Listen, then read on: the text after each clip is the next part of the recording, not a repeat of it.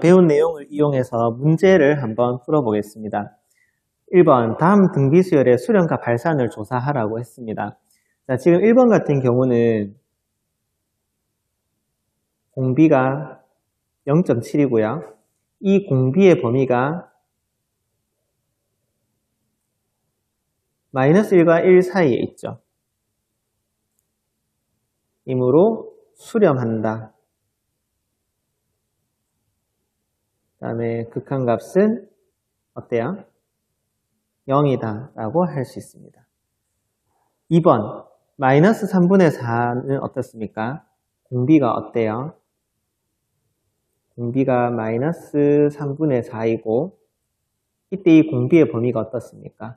-3분의 4니까 -1보다는 더 작아요. 그러므로 이 등비수열은 발산한다 라고 할 수 있습니다. 3번도 한번 볼까요? 공비가 -2루트입니다. -2루트라는 것은 정확하게 어떤 값인지 모르겠지만 -1보다는 작은 값이라는 것을 알 수 있어요. 공비가 -1보다 작으므로 이 등비수열은 발산하겠죠. 그 다음에 4번은 어떻습니까?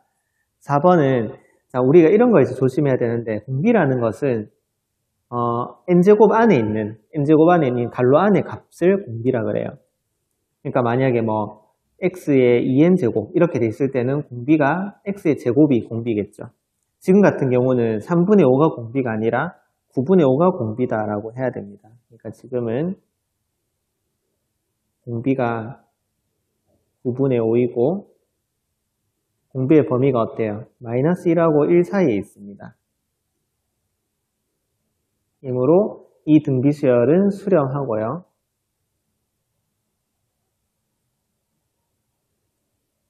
극한값은 0이 되겠죠. 9분의 5니까. 자, 그 다음에 2번을 보도록 합시다. 2번. 자, 2번은 지금 이 등비수열이 어떤 등비수열인지 우리가 바로 느낌이 안 오죠. 가늠하기가 어렵죠. 그래서 이럴 때는 우리가 나열해보는 것이 좋은 방법입니다. 나열해보자. 나열 아니고요. 나열해보는 겁니다. 자, 그러면 n이 1일 때는 어떻게 될까요? 코사인 파이가 -1이기 때문에 1일 때는 -2분의 1이 됩니다. 그 다음에 2가 되면은 코사인 2파이는 1이기 때문에 4분의 1이 되겠죠. 그 다음에 코사인 3파이는 다시 -1이니까 -8분의 1. 뭐 이런 형태로 이제 수열이 변해 가겠죠. 자, 그러면 공비는 어떻게 돼요? 지금 이 등비수열의 공비는 -2분의 1이고 공비의 범위가 조사를 해보니까 -1하고 1 사이라는 것을 알 수 있습니다. 이므로 수렴하고 극한값은 어떻습니까? 극한값은 0이다 라고 할 수 있습니다. 자, 그러면 이제 그 공비의 절대값이 다른 요런 예제 1번처럼 것들이 이제 섞여 있을 때는 수렴과 발산 어떻게 판단하면 되느냐. 자, 이럴 때는 그러니까 무한대로 가는 속도가 다르기 때문에 무한대분의 무한대꼴을 우리가 계산하는 것처럼 해주면 됩니다. 무슨 말이냐면 그럴 때는 함수에서 분모의 최고차으로 나눠줬잖아요. 그것처럼 지금 또 가장 빠른 속도를 가지는 등비수열을 기준으로 해서 나눠줍니다. 그러니까 분모에서 뭐 이건 굳이 안 적으셔도 돼요. 밑에 절대값이 가장 큰 항으로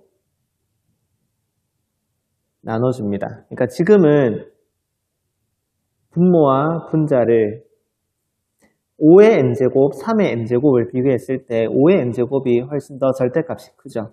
그러니까 분모 분자를 5의 n제곱으로 나눕니다.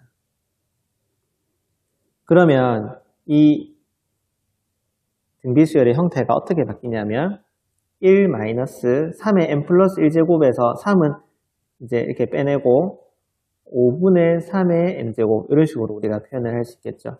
여기도 5의 n제곱으로 나누면 5만 남을 것이고 뒤에는 5분의 4의 n제곱 이런 식으로 이제 변형이 될 겁니다. 그러면 n을 무한대로 보내면 지금 선생님이 노란색으로 표현하는 이 부분은 0으로 수렴하겠죠. 이 부분도 마찬가지 0으로 수렴하겠죠. 그래서 극한값이 1-0분의 5 플러스 0, 즉 5로 수렴한다는 것을 알 수 있습니다. 마찬가지로 문제 3번도 여러분들이 한번 풀어보시면 됩니다. 쌤이 하나만 풀어볼게요. 1번은 답이 이제 발산입니다. 요거는 여러분들이 한번 풀어보시고, 지금은 분모 3의 n제곱으로 나눠서 문제를 풀면 되겠죠. 자, 지금 갈로 2번을 같이 한번 풀어볼 건데 2의 n제곱, 3의 n제곱 비교했을 때 3의 n제곱이 밑에 절대값이 커요. 그래서 3의 n제곱으로 나눠보겠습니다. 분모 분자를 3의 n제곱으로 나누면 이렇게 되겠죠. 리미트 n이 무한대로 갈 때 5 곱하기 3분의 2의 n제곱 마이너스 1분의, 자, 이거 형태 잘 생각해 봅시다. 이거는 2 곱하기 3의 n제곱 곱하기 3이나 마찬가지예요. 그러니까 3의 n제곱으로 나누게 되면 6만 남게 됩니다. 그래서 n을 무한대로 보내면 선생님이 노란색으로 형광펜 치는 부분은 0으로 수렴하겠죠. 그러니까 0 마이너스 1분의 6으로 수렴하게 돼서 답은 마이너스 6이 됩니다. 자, 그러면 이제 여기 3번, 4번은 여러분들이 이제 풀어보시면 되고요. 3번 같은 경우는 0으로 수렴한다 라고 할 수 있고 4번은 발산한다 라고 할 수 있습니다. 그냥 대충 생각해봐도 분모의 최고차는 8의 n제곱, 그 다음에 그러니까 분모에서 이제 항의 절대값이 제일 큰 거는 8이죠. 8의 n제곱, 여기는 9의 n제곱이니까 무한대로 발산하는 이런 등비수열이 되겠죠. 자, 그 다음에 예제 2번, 그 다음에 문제 4번 같은 문제가 이제 진짜 어려운 문제고 자주 출제되는 형태예요. 별표를 하나 쳐볼까요? 2개 쳐봅시다. 자, 이럴 때는 어떤 식으로, 그러니까 공비가 숫자로 제시되지 않고 문자로 제시된 경우입니다. 이럴 때는 아래 범위가 정확하게 정해져 있지 않기 때문에 아래 범위를 나눠서 우리가 조사를 해야 합니다. 그러니까 아래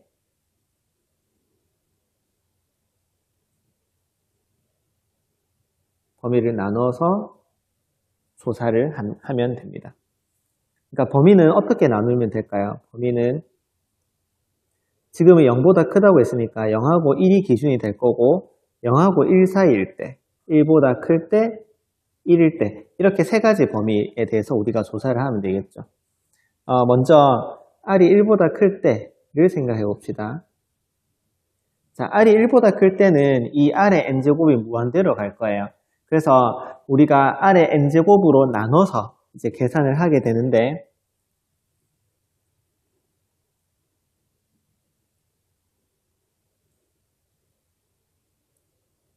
이런 형태로 표현하는 게 더 좋습니다. R분의 1의 n제곱이 0으로 수렴하므로 R의 n제곱으로 나눈 모양인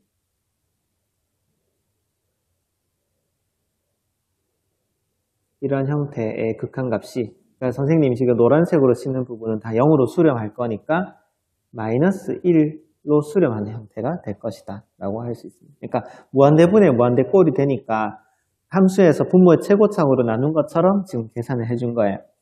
자, R이 1일 때는 대입하면 되겠죠. 그냥 R 자리에다가 1을 대입하면 됩니다.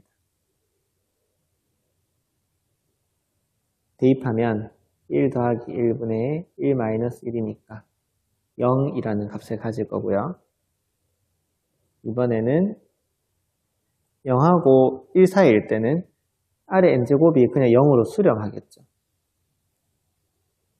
그러니까 리미트 n이 무한대로 갈 때 1 플러스 R의 n제곱, 1 마이너스 R의 n제곱, 여기에서 마찬가지로 선생님이 노란색으로 치는 부분은 다 0으로 수렴할 거예요.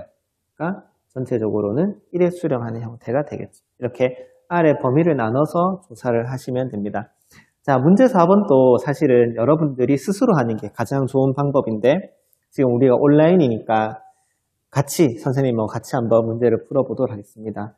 자, 지금 1번 같은 경우는 R의 범위를 어떻게 나누면 될까요? 마이너스 1하고 1 기준으로 1보다 클 때, 0하고 1 사이, 마이너스 1하고 1 사이일 때, 마이너스 1보다 작을 때, 그 다음에 1일 때, 이렇게 범위를 체크를 하면 되겠죠. 1보다 클 때랑 마이너스 1보다 작을 때는 묶어서 우리가 R 절대값이 1보다 클 때라고 이제 이야기합니다. 자, 이럴 때는 R의 n제곱이 무한대로 가니까 R의 n제곱으로 나눴다 라고 생각을 하면 등비수열이 이런 형태가 되겠죠. 그래서 선생님이 노란색으로 치는 부분을 0으로 수렴할 거니까 전체적으로 극한값은 R이 될 거다 라고 할 수 있습니다.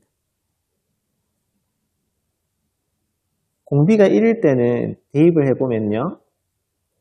1 더하기 1분의 1 이렇게 돼서 2분의 1에 수렴할 것이다 라고 할 수 있고 R 절대값이 1보다 작을 때는 어때요?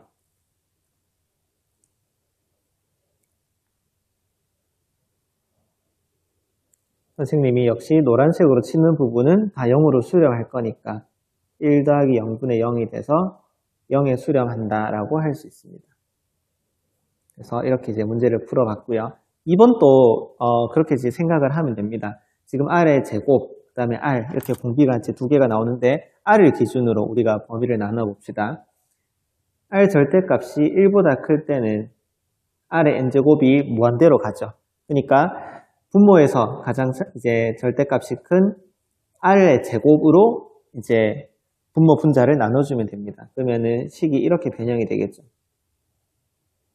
R의 제곱분의 1의 n제곱 더하기 1분의 R 곱하기 R의 제곱분의 1의 n제곱 더하기 여기는 R분의 1의 n제곱 이런 식으로 돼서 역시 n을 무한대로 보내주면 이 부분이 다 0으로 수렴하게 됩니다. 그러니까 극한값은 0이 되겠죠. 1일 때는 공비가 아니라 R이 1일 때는 대입하는 거죠. 대입하면 1분의 1 더하기 1분의 1 더하기 1 이렇게 돼서 1에 수렴한다 라고 할 수 있고 그 다음에 R 절대값이 1보다 작을 때는 어때요? 이 부분이 0이 되겠죠. 그래서 우리가 바로 1 더하기 0분의 R 더하기 0이 되니까 R에 수렴한다 라고 할 수 있습니다. 그 다음에 R에 마이너스 1일 때는 마이너스 1을 대입해보면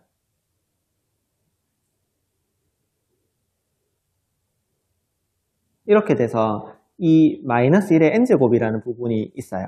그래서 이 부분 때문에 발산한다 라고 이제 우리가 수렴과 발산을 조사를 할 수 있습니다. 그 다음 문제, 선형이와 경수 문제인데요. 지금 같은 경우도 공비가 문자로 이렇게 제시가 되어 있습니다. A, B 이런 식으로 제시가 되어 있죠. 그래서 뭐가 더 절대값이 큰지 A가 큰지 B가 큰지를 모르기 때문에 A보다 B가 크다라고 하고 극한값을 한번 조사해보고 A가 크다라고 해서 극한값을 조사를 해봤더니 값이 다르게 나왔다는 겁니다. 선생님은 하나만 해보겠습니다. 만약에 조건 1처럼 A보다 B가 크다면 이제 B의 n제곱으로 나누게 되겠죠. 그러면은 B분의 A의 n제곱은 0으로 수렴하니까 이제 우리가 이런 형태를 생각을 할 수 있는 거예요. 이 식을 전부 다 B의 n제곱, B의 n제곱, B의 n제곱, B의 n제곱으로 나눴다라고 생각해 보세요. 그러면 B분의 A의 n제곱 더하기 1, 그 다음에 A는 남고 B분의 A의 n제곱 더하기 B 이렇게 될 거예요. 그러면 선생님이 노란색으로 치는 부분은 0으로 수렴할 테니까 0 더하기 1분의 0 더하기 B가 돼서 B에 수렴한다라고 할 수 있습니다. 그러니까 조건 1, 이게 조건 1이죠.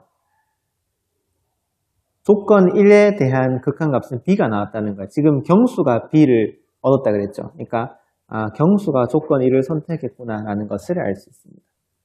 나머지도 한번 해보시고 조건 2도 한번 해보시고요. 자, 오른쪽에 추가 문제 같은 경우는 수업 시간에 직접 발표를 한번 해보도록 하겠습니다. 한번 풀어보세요. 오늘 수업은 여기까지 하겠습니다. 감사합니다.